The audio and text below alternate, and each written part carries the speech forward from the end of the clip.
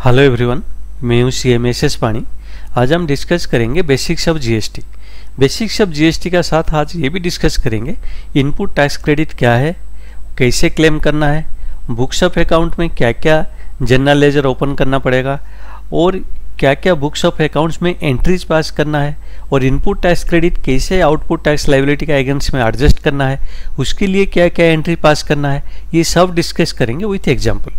Prior to GST ये India में कैसा टैक्सेशन था, indirect taxation, different state government different tax charge करते थे और सेंट्रल गवर्नमेंट भी कुछ टैक्स चार्ज करता था, जैसे कि state VAT, excise, service tax, entry tax etcetera etcetera.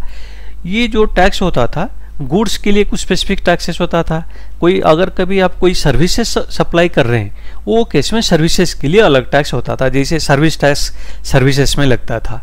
तो एक्साइज ड्यूटी कोई अगर प्रोडक्ट आप मैन्युफैक्चर कर रहे हैं उसमें लगता था, या सेल करने का टाइम में वैट लगता था।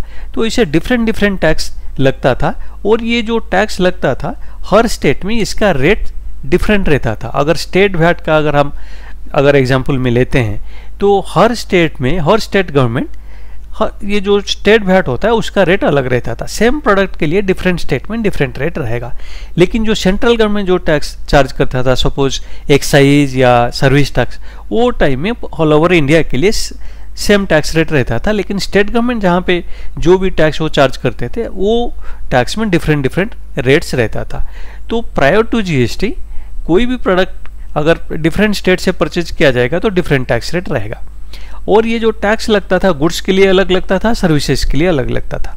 तो गवर्नमेंट सोचा इतना वेराइटी का टैक्स नहीं लगा कि हम एक ही टैक्स लगाते हैं, गुड्स एंड सर्विस टैक्स। ये जो टैक्स होगा ये सिंगल टैक्स रहेगा, ये बोथ गुड्स के लिए है, सर्विसेज के लिए है। आप जैसे पहले अलग अलग टैक्स लगता था ऐसा नहीं है, एक ही टैक्स लगाएंगे, वो गुड्स भी हो सर्विसेज भी हो कुछ भी हो, उसका ऊपर बोथ गुड्स और सर्विसेज के लिए सिंगल टैक्स लगेगा, गुड्स एंड सर्विस टैक्स। इसीलिए उसका नाम रखा गया है गुड्स एंड सर्विस टैक्स, क्योंकि गुड्स में भी लगता है सर्विसेज में भी लगता है। और ये जो टैक्स रेट रहता है वो डिफरेंट नहीं रहेगा, ऑल ओवर इंडिया में सेम टैक्स रेट रहेगा। One nation one tax concept. GST लगेगा, गुड्स हो सर्विसेज हो या बोथ हो, उसमें एक ही टैक्स लगेगा, ऑल ओवर इंडिया सेम रहेगा। One nation one tax concept. अभी जो ये हमारा लगेगा जीएसटी जो लगेगा, कब कितना वैरायटी का टैक्स लगेगा जीएसटी में और ये कब लगेगा वो डिपेंड करता है आप कहाँ पे सप्लाई करते हैं। जो आप गुड्स या सर्विसेज कहाँ पे सप्लाई होता है उसका बेसिस पे डिसाइड होगा कौन सा टैक्स लगेगा। सप्लाई क्या है? सप्लाई जो सेल, हम नॉर्मली जो टर्म बोलते हैं सेल करते हैं, सेल करने से वैट लगता है, या पहले जो वैट लगता था या जो टैक्स लगता था। तो सप्लाई इंक्लूड सेल, सप्लाई में सेल्स भी आता है, एक्सचेंज आता है, बार्टर आता है। तो ऑलमोस्ट सप्लाई का जो डेफिनेशन है ऑलमोस्ट एवरीथिंग वो सप्लाई में आ जाता है। तो सेल्स अगर हम जो करते हैं वो भी सप्लाई है। तो जब भी हम कोई सप्लाई करते हैं गुड्स या सर्विसेज या बोथ, वो टाइम में हमको जीएसटी लगाना पड़ेगा। लेकिन कौन सा टैक्स लगाना है वो सप्लाई कहाँ पे हम सप्लाई करते हैं उसका ऊपर डिपेंड करता है।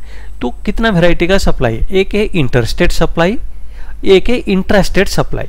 तो जो इंटरस्टेट सप्लाई क्या है, जब हम एक स्टेट से दूसरा स्टेट को या एक स्टेट से दूसरा यूनियन टेरिटरी को या यूनियन टेरिटरी से कोई स्टेट को अगर हम सप्लाई करते हैं मटेरियल, वो मटेरियल गुड्स या सर्विसेज अगर सप्लाई करते हैं वो टाइम में ये इंटरस्टेट सप्लाई हो गया, one state to another state. Intrastate क्या है, एक विद इन द स्टेट अगर हम कोई सप्लाई करते हैं वो हो जाता है इंट्रास्टेट।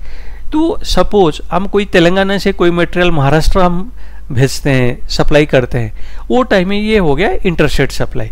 अगर कोई से महाराष्ट्र का कोई पार्टी मुंबई में है वो पुणे को कुछ सप्लाई किया, या कोई मध्य प्रदेश में कोई पार्टी है भोपाल से इंदौर को सप्लाई किया, वो केस में ये जो है intrastate with in Madhya Pradesh वो सप्लाई हो रहा है या विद इन महाराष्ट्र में वो सप्लाई हो रहा है। तो इंट्रास्टेट सप्लाई मतलब with in the state, interstate supply मतलब एक स्टेट से दूसरा स्टेट या यूनियन टेरिटरी।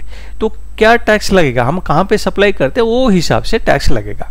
जब हम इंटरस्टेट सप्लाई करते हैं, एक स्टेट से दूसरा स्टेट को करते हैं या एक स्टेट टू दूसरा यूनियन टेरिटरी को करते हैं, वो टाइम में इंटीग्रेटेड टैक्स या आईजीएसटी लगता है। या जब हम इंपोर्ट करते हैं वो टाइम में भी आईजीएसटी लगता है। इंपोर्ट करने का क्या, इंपोर्ट करते हैं जब हम फॉरेन कंट्री से कोई आउटसाइड, हम इंडिया से कोई मटेरियल हमारे इंडिया को इंपोर्ट करते हैं, मंगाते हैं, परचेज करके मंगाते हैं, वो टाइम में भी वो IGST लगता है। जब हम इंट्रास्टेट सप्लाई होता है वो टाइम में क्या टैक्स लगता है, CGST एंड SGST लगता है। CGST क्या है, सेंट्रल GST, SGST है स्टेट GST। अगर वो स्टेट नहीं है, सपोज वो स्टेट का जगह में कोई यूनियन टेरिटरी है, SGST जगह में यूनियन टेरिटरी GST लगेगा। तो SGST और यूनियन टेरिटरी GST में, UT GST में कोई फर्क नहीं है। अगर वो स्टेट है तो वो SGST होगा, अगर वो यूनियन टेरिटरी है तो UT GST होगा। उसको छोड़ के SGST और UT GST में कोई फर्क नहीं है। तो अभी अगर हमारा इंट्रास्टेट होगा तो SGST एंड CGST लगेगा, अगर यूनियन टेरिटरी UT GST लगेगा। अगर हम इंटरस्टेट सप्लाई करते, एक स्टेट से दूसरा स्टेट सप्लाई करते, तब वो IGST लगेगा। और एक GST कंपेंसेशन भी है, लेकिन GST कंपेंसेशन सेस वो सप्लाई का हिसाब से नहीं होता है, प्रोडक्ट का हिसाब से होता है। तो अगर वो आप प्रोडक्ट कोई सेल करता है जिसमें वो GST कंपेंसेशन सेस पेमेंट करना है, तो वो इंटरस्टेट सप्लाई करे या इंट्रास्टेट करे, वो केस में उसमें GST कंपेंसेशन सेस देना पड़ेगा। सपोज हम एक एग्जाम्पल लेते हैं, वो ये देखते हैं कैसे कौन सा GST कैसे चार्ज करना है। सपोज हमारा जो प्रोडक्ट हम सेल कर रहे हैं उसका GST रेट है सपोज 18% है। अगर वो हम इंटरस्टेट सप्लाई करते हैं तो वो टाइम में क्या होगा, अगर हम एक स्टेट से दूसरा स्टेट सप्लाई करते हैं तो वो टाइम में IGST 18% लगेगा, क्योंकि अभी हम डिस्कस किए हैं जब हम इंटरस्टेट सप्लाई करेंगे तो IGST लगेगा। अगर GST रेट है 18% है तो IGST 18% होगा। वही अगर सेम मटेरियल जिसका GST रेट 18% है, अगर हम इंट्रा स्टेट सप्लाई करते, with in the state supply करते, तब क्या होगा, तो अभी हम डिस्कस किए थे CGST लगेगा एंड SGST और UT GST लगेगा। वो केस में क्या होगा ना, जो GST रेट है 18% वो 50-50 हो जाएगा, CGST 9%, SGST और UT GST 9% होगा। तो कभी भी जो CGST रेट होता वो IGST का रेट जो रहेगा उसका 50% होगा, CGST SGST सेम होगा। अगर हम उसको नॉर्मल ये में समझेंगे तो जो भी GST रेट रहेगा उसको डिवाइड कर देना है 50-50, CGST 50%, SGST या UT GST 50%। अगर इंटरस्टेट सप्लाई कर रहे हैं तो IGST जो टैक्स रेट रहेगा वो टैक्स रेट में आ जाएगा। अभी हम एक एग्जांपल लेके समझते हैं, ये एक एग्जांपल लेके समझते हैं इनपुट टैक्स क्रेडिट क्या है, कैसे उसका बारे में हम ये एग्जांपल जो एक लेके समझते हैं। अभी क्या है, जो हमारा जो GST है, GST का जो मेन जो फंडामेंटल्स है उसमें सीमलेस फ्लो ऑफ क्रेडिट का कंसेप्ट रख के ये बनाया गया है। उसका मतलब जो अगर अभी कैसे सीमलेस फ्लो ऑफ क्रेडिट है वो हम आगे ये एग्जांपल में समझते हैं।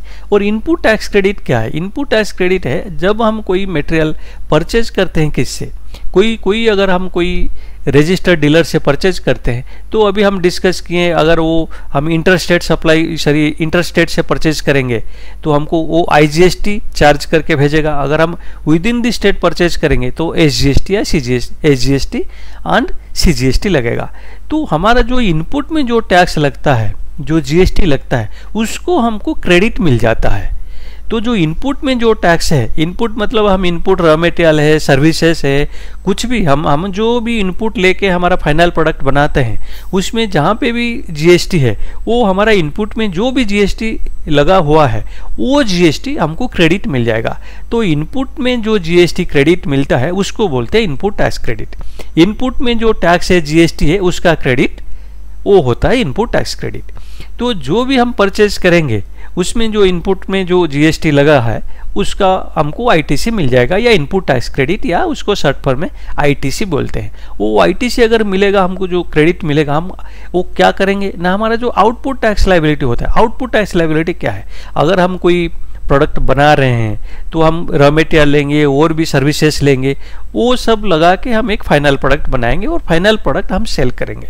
जब हम फाइनल प्रोडक्ट सेल करते हैं वो फाइनल प्रोडक्ट में भी हमको GST देना पड़ेगा। हम जो प्रोडक्ट हमारा बनेगा उसका ऊपर भी हमको GST देना पड़ेगा। वो हमारा आउटपुट है, ये हो गया इनपुट। हमारा जो फाइनल प्रोडक्ट बनेगा वो हो गया आउटपुट। तो आउटपुट जो होगा हमारा, जब फाइनल प्रोडक्ट होगा वो जो हम सेल करेंगे उसका ऊपर जो टैक्स देंगे, आउटपुट टैक्स लायबिलिटी देंगे, वो जो सेल्स में हम जो आउटपुट टैक्स लायबिलिटी देंगे उसका अगेंस्ट में हमारा इनपुट टैक्स क्रेडिट एडजस्ट होगा। एडजस्ट होने का बाद जो बैलेंस बचेगा उतना ही हमको देना पड़ेगा जीएसटी।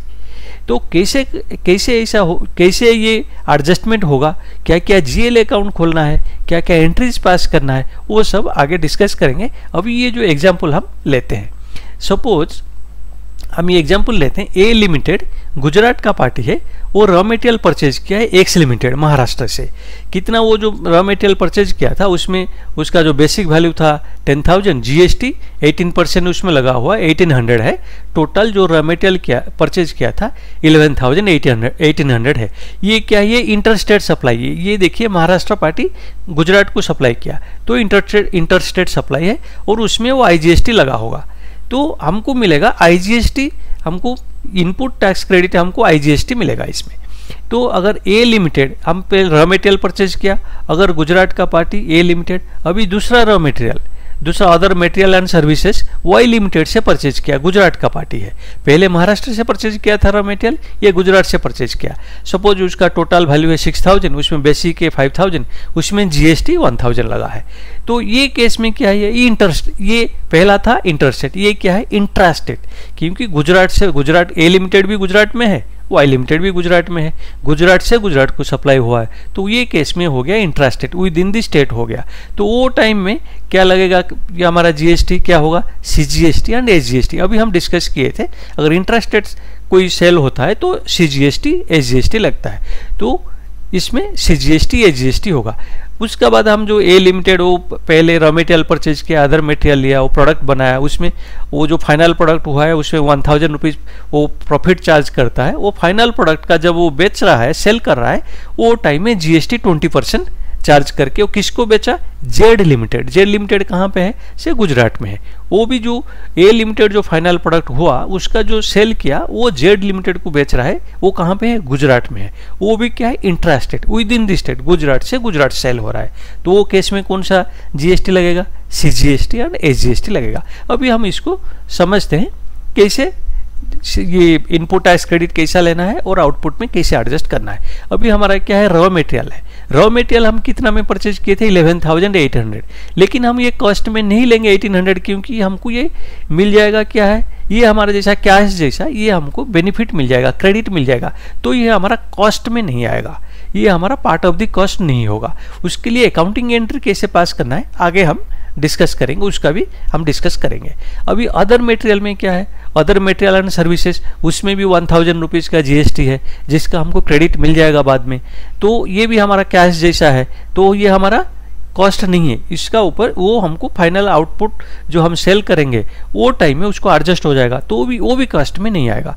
तो हमारा सर्विसेज हो गया 5,000, रॉ मटेरियल हो गया, रॉ मटेरियल हो गया 5,000, सर्विसेज हो गया, रॉ मटेरियल हो गया 10,000, अदर मटेरियल एंड सर्विसेज हो गया 5,000, टोटल हमारा 15,000 हो गया। हम डिसाइड किए, ए लिमिटेड डिसाइड किया उसका प्रोडक्ट में 1,000 रुपीज़ का वो प्रॉफिट चार्ज करेगा, तो हो गया 16,000। जीएसटी चार्ज करने से पहले हमारा जो प्राइस हो गया प्रोडक्ट का 16,000 हो गया, उसका ऊपर हम जीएसटी चार्ज करेंगे कितना, 20% है। हम इसमें एज्यूम किए हैं 20% जीएसटी लग रहा है। तो जीएसटी अगर 20% लग रहा है तो 16,000 का 20% 3,200 है। फाइनल प्राइस हो जाएगा 19,200। 19,200 जो ए लिमिटेड बेचेगा, किसको बेच रहा है, जेड लिमिटेड को बेच रहा है गुजरात में, उसके लिए उसका जो फाइनल प्राइस होगा 19,200 है। इसमें क्या है, हम अभी डिस्कस किए, जो भी हमारा क्रेडिट जीएसटी का जो क्रेडिट मिलता है हमको इनपुट में, उसको इनपुट टैक्स क्रेडिट मिलता है, इनपुट टैक्स क्रेडिट बोलते हैं। तो यहाँ पे हमारा ये एग्जाम्पल में इनपुट टैक्स क्रेडिट कितना होगा, इसमें 1800 हमको किस में मिला है इनपुट, ये जीएसटी का इनपुट कहाँ मिला है, रॉ मटेरियल में 1800 था जीएसटी, और 1,000 रुपीज़ था किसमें ना, हमारा जो अदर मटेरियल हम परचेज किए थे सर्विसेज से उसमें था 1,000 रुपीज़। तो हमारा इनपुट टैक्स क्रेडिट कितना होगा, 1800 प्लस 1,000, 2,800। ये एग्जाम्पल में हमारा इनपुट टैक्स क्रेडिट हमको मिला 2,800। आउटपुट टैक्स लायबिलिटी हमारा क्या आ रहा है, हम जो फाइनल प्रोडक्ट बेच रहे हैं, सेल कर रहे हैं, उसमें कितना है जीएसटी, जीएसटी है 3,200।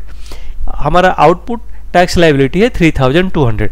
अभी हम डिस्कस किए थे ना, आउटपुट टैक्स लायबिलिटी से हमारा इनपुट माइनस करके उसका बाद जो आएगा हम उतना ही जीएसटी पेमेंट करना है। तो हमारा टैक्स पेबल कितना है, आउटपुट टैक्स के पेबल 3200 माइनस हमको आईटीसी कितना मिला है 2800, तो 3200 माइनस 2800 400, तो हमको फाइनली 400 ही जीएसटी पेमेंट करना पड़ेगा। ए लिमिटेड को 400 ही जीएसटी पेमेंट करना पड़ेगा। वो जो परचेज किया था, जो मटेरियल परचेज किया था, सर्विसेज लिया था, अदर मटेरियल लिया था, उसमें से जो जीएसटी उसमें था जिसको हम आईटीसी क्लेम किए थे 2800, वो एडजस्ट करने का बाद आउटपुट टैक्स लायबिलिटी का अगेंस्ट में ओनली 400 रुपीज़ पेमेंट करना पड़ेगा जीएसटी।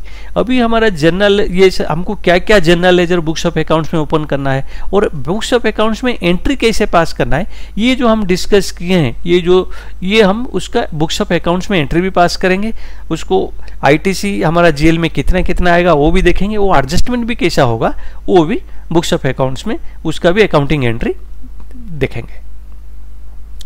अभी क्या होता है, जो हम अभी डिस्कस किए थे ये सीमलेस फ्लो ऑफ क्रेडिट, ये जो इनपुट टैक्स क्रेडिट है ये फ्लो होता रहेगा, सीमलेस फ्लो ऑफ क्रेडिट होना चाहिए। एक आदमी का इनपुट टैक्स क्रेडिट मिला, वो फिर आउटपुट टैक्स वो फिर सेल करता है, वो जिसको सेल करेगा उसको भी इनपुट टैक्स क्रेडिट मिलेगा। ऐसे ही ये सीमलेस फ्लो ऑफ क्रेडिट होगा जब तक वो फाइनल कस्टमर को वो प्रोडक्ट नहीं पहुंचता है। Final customer of course GST payment करना पड़ेगा। अभी अगर हम ये एग्जांपल में लेते हैं, output tax of X limited and Y limited, X ये अगर हम ये देखेंगे, एक्स लिमिटेड से हम परचेज किए थे, उसके लिए ये जीएसटी क्या था, उसका आउटपुट था और ये आउटपुट टैक्स लायबिलिटी था। अगर ये जो हम वाई लिमिटेड से परचेज किया था ए लिमिटेड, उसके लिए भी ये आउटपुट टैक्स लायबिलिटी था। तो एक्स एंड वाई के लिए जो आउटपुट टैक्स लायबिलिटी था वो इनपुट टैक्स क्रेडिट किसके लिए हो गया, ए लिमिटेड के लिए हो गया। अभी हम डिस्कस किए, तो output tax of X limited and Y limited 1800 plus 1000 becomes input tax credit of A limited 2800 हो गया। एक्स लिमिटेड वाई लिमिटेड का आउटपुट टैक्स लायबिलिटी, इसके लिए ए लिमिटेड के लिए इनपुट टैक्स क्रेडिट हो गया। और ए लिमिटेड जो 3200 चार्ज करके जेड लिमिटेड को सेल किया है, वो जेड लिमिटेड के लिए भी इनपुट टैक्स क्रेडिट हो जाएगा।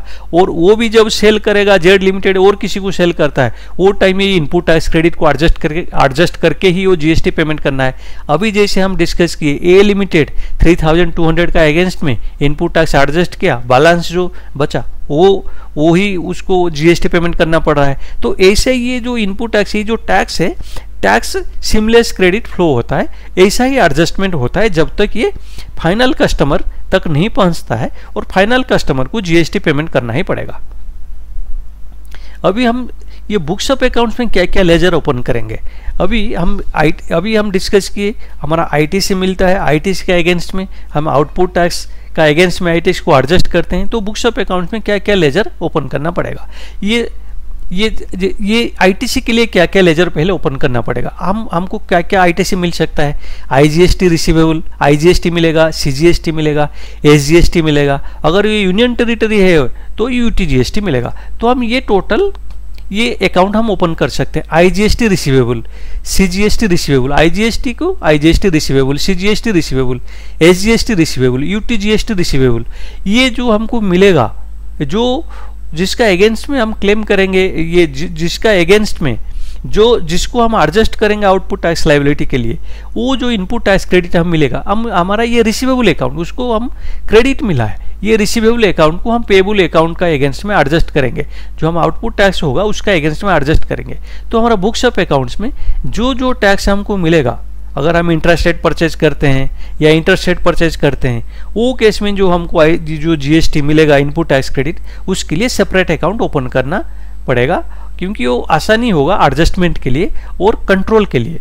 तो आईजीएसटी, सीजीएसटी, एसजीएसटी या यूटीजीएसटी, ये रिसीवेबल अकाउंट्स ओपन करना है। अगर ये हमारा आउटपुट टैक्स लायबिलिटी के लिए क्या क्या ओपन करना पड़ेगा, अगर हम लोकली भी सेल करेंगे, मतलब इंट्रास्टेट सेल करेंगे, और हम ये इंटरस्टेट भी सेल करेंगे। अगर यूनियन टेरिटरी है तो वो टाइम में यूटीजीएसटी भी हमको पेमेंट करना पड़ेगा। तो इसीलिए ऐसे जैसे हम रिसीव ये आईटीसी के लिए किए थे, हर टैक्स के लिए एक एक अकाउंट ओपन किए थे, रिसीवेबल हमको मिलेगा, ऐसे पेएबल के लिए भी जो हम आउटपुट टैक्स लायबिलिटी जो पेमेंट करेंगे उसके लिए भी ऐसा ही एक एक अकाउंट ओपन करना पड़ेगा। जैसे आईजीएसटी पेएबल, जब हम इंटर स्टेट सप्लाई करेंगे तो आईजीएसटी पेएबल आएगा। अगर हम intra state with in the state supply कर रहे हैं, सेल कर रहे हैं, वो टाइम में सीजीएसटी पेएबल आएगा, एसजीएसटी पेएबल आएगा। अगर हम यूनियन टेरिटरी में है तो यूटीजीएसटी पेएबल आएगा।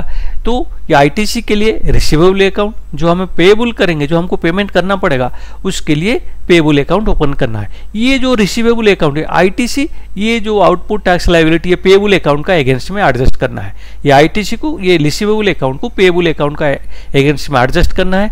ये एडजस्टमेंट का बाद अगर पेएबल अकाउंट में कोई बचता है, कोई, तब जाके हम पेमेंट करना पड़ेगा जीएसटी। जैसे हम अभी डिस्कस किए, ये पेएबल हमारा 3200 आया, हमारा रिसीवेबल था 2800, तो हमको 400 रुपीज़ पेमेंट करना है। अगर डाउट, अगर कोई कन्फ्यूजन आ जाता है कभी कभी, अगर ये रिसीवेबल, ये क्या रिसीवेबल है, ऐसा कन्फ्यूजन आएगा तो उसे प्रीफिक्स भी लगाया जा सकता है। वो अप टू वो आपका ऊपर डिपेंड करता है। आप आईटीसी उसका प्रीफिक्स लगा सकते हैं, आईटीसी आईजीएसटी रिसीवेबल, थोड़ा ईजी आइडेंटिफिकेशन के लिए अगर चाहिए तो ITC CGST receivable, ITC SGST receivable, ITC UTGST receivable, ऐसे आप अकाउंट भी ओपन कर सकते हैं। लेकिन ये सेपरेट हर टैक्स के लिए, जो जो टैक्स हम पेमेंट करेंगे या जो जो टैक्स हमको मिलेगा इनपुट टैक्स क्रेडिट, उसके लिए सेपरेट अकाउंट ओपन करना पड़ेगा। अभी हम अकाउंटिंग एंट्री देखेंगे। हम जो पहले जो एग्जाम्पल लिए थे उसका अकाउंटिंग एंट्री करेंगे। पहले हम ये किए थे ना, ए लिमिटेड जो गुजरात में है, अगर हम ये ए लिमिटेड जो गुजरात पार्टी एक्स लिमिटेड से परचेज किया था रॉ मटेरियल, उसमें बेसिक था 1000, जीएसटी था 1800। अब उसका हम अकाउंटिंग एंट्री पास करेंगे। तो रॉ मटेरियल अकाउंट 10000 डेबिट करेंगे, आईजीएसटी रिसीवेबल अकाउंट डेबिट करेंगे 1800, क्योंकि अभी ये इंटरस्टेट सेल है, हम पहले डिस्कस किए इंटरस्टेट सेल है। तो हमको क्या मिलेगा, वो जो एक्स लिमिटेड जो सेल करेगा तो वो टाइम में आईजीएसटी चार्ज करेगा, क्योंकि वो इंटरस्टेट सेल है। तो हमको जो चार्ज करेगा हमारा सप्लायर, तो वो हमको मिलेगा। तो ये आईजीएसटी रिसीवेबल, हम आईजीएसटी रिसीवेबल अकाउंट में लेना है, क्योंकि ये जो हमारा इनपुट टैक्स क्रेडिट लेते हैं, ये जो दूसरा पार्टी जो हमारा सप्लायर है, वो जो बिल में चार्ज करता है उसमें जो जीएसटी मिलेगा वही हमको इनपुट टैक्स क्रेडिट लेना है।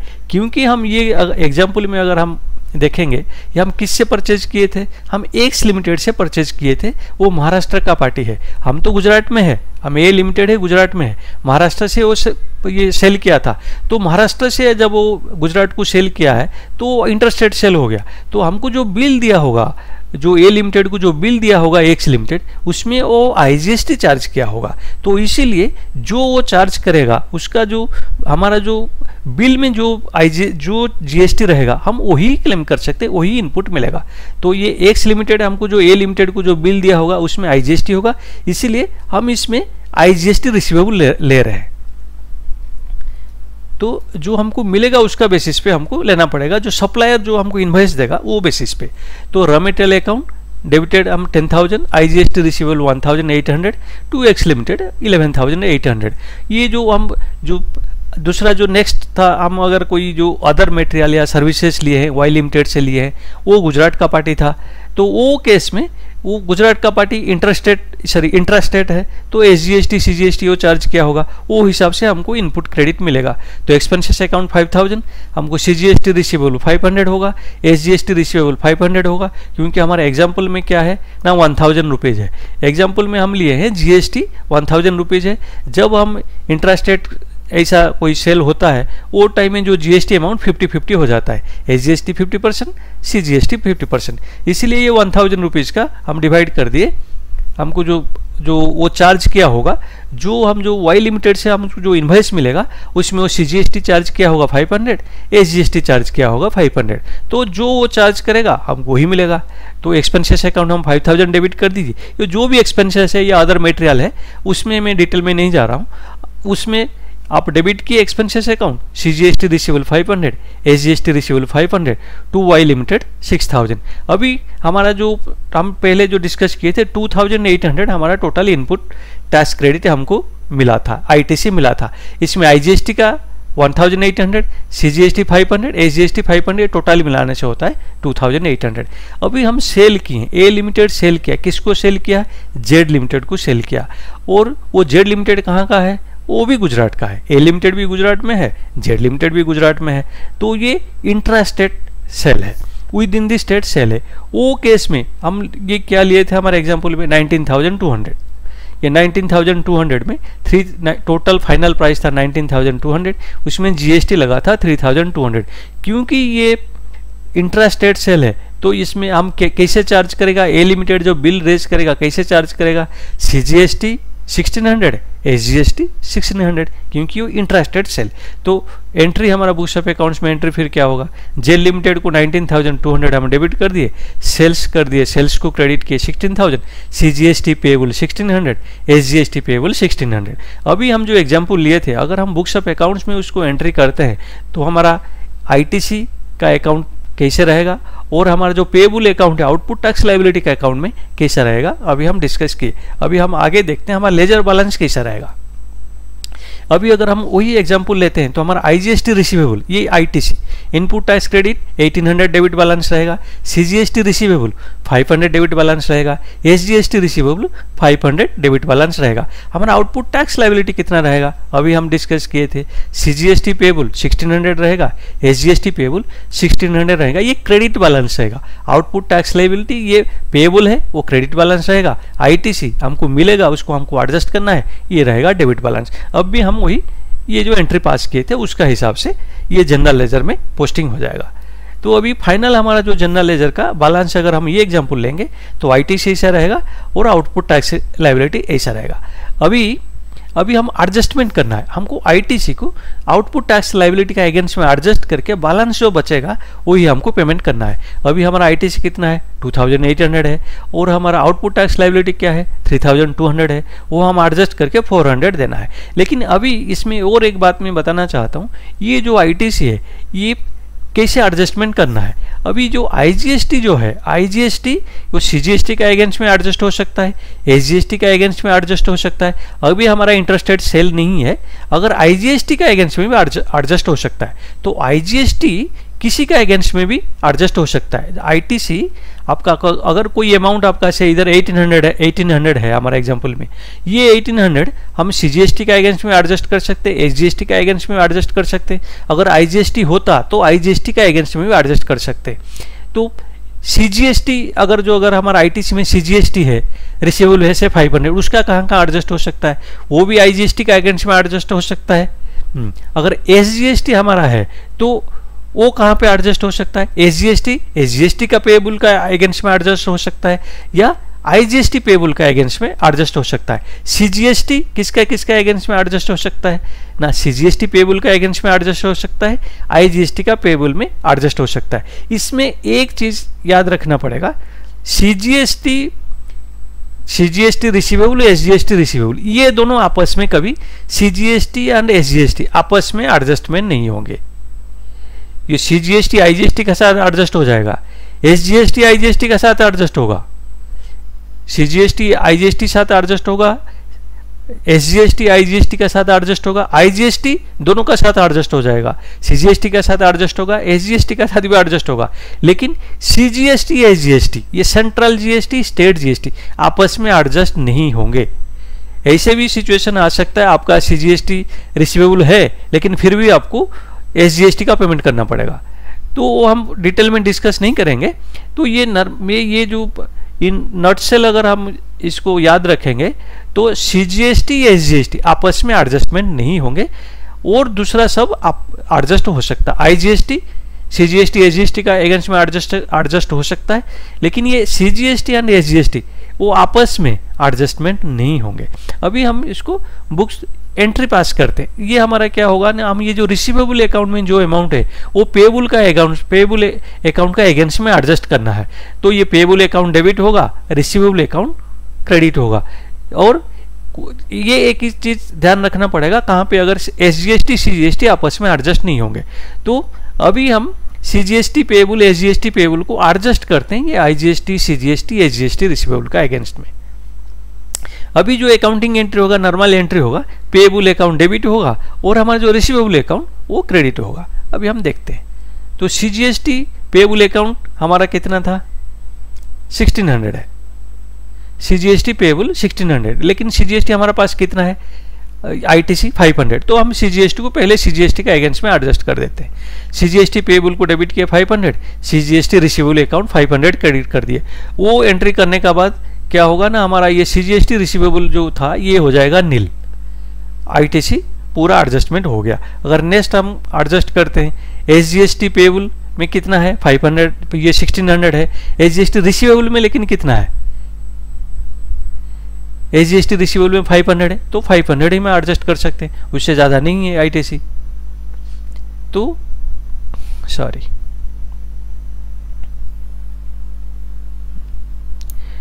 तो अभी हम SGST पेबल 500 डेबिट किए, SGST रिसीवेबल 500 क्रेडिट कर दिए। ये दो एंट्री पास करने का बाद हमारा CGST रिसीवेबल अकाउंट नील हो गया, SGST अकाउंट भी नील हो गया। अभी उसका बाद क्या है, CGST में कितना अभी और क्रेडिट कितना है, 1600 टोटल था। अभी हम जो देखे थे हम कितना था, 1600 था। CGST में 1600 था, हम 500 एडजस्ट किए और 1100 क्रेडिट है। हम क्या एडजस्ट कर सकते हैं, तो अभी CGST पेबल अकाउंट में और 1100 अकाउंट है, अकाउंट में 1100 क्रेडिट है, तो हम उसको एडजस्ट करेंगे। CGST पेबल को डेबिट कर दिए, IGST रिसीवेबल को क्रेडिट कर दिए। IGST रिसीवेबल क्रेडिट करने से अभी क्या हो जाएगा ना, CGST पेबल अकाउंट 0 हो जाएगा, क्योंकि वो CGST पेबल 1100 एडजस्ट हो गया और इसके उससे पहले CGST के अगेंस्ट में हम एडजस्ट किए 500, तो 1600 पूरा एडजस्ट हो गया, वो हो जाएगा 0। अभी हमारा 1100 IGST में एडजस्ट करने का बाद हमारा टोटल IGST कितना था, हमारा IGST टोटल था 1800। हम 1100 एडजस्ट कर दीजिए, CGST के अगेंस्ट में हम एडजस्ट कर दिए, तो बैलेंस कितना बचा, 700 है।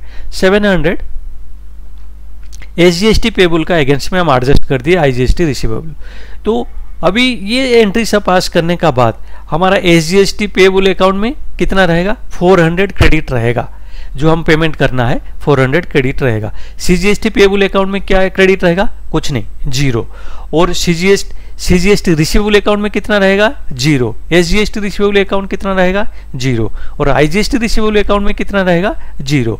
तो हमारा टोटल ITC एडजस्ट हो गया और हम किस आउटपुट टैक्स लायबिलिटी जो था उसका अगेंस्ट में हम एडजस्ट कर दिए। और उसका बाद हमारा अभी SGST पेबल अकाउंट में ओनली 400 रुपीज़ है, तो वो जो SGST पेबल में जो 400 है उसको हमको पेमेंट करना पड़ेगा।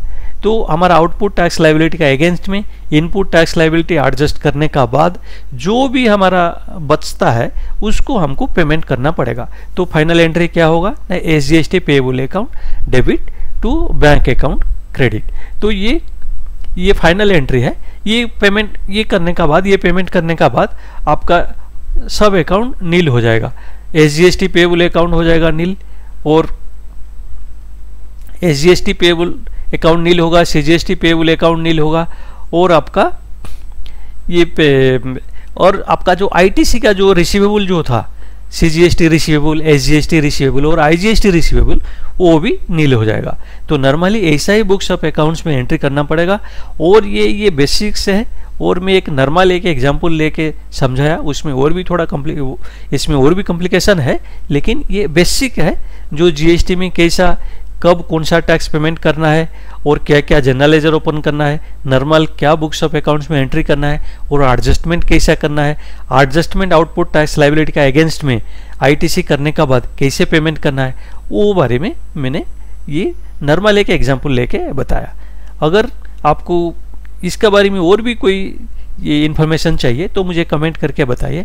अगर मेरा वीडियो आपको पसंद आए प्लीज़ वीडियो को लाइक कीजिए, शेयर कीजिए और मेरा चैनल को सब्सक्राइब कीजिए।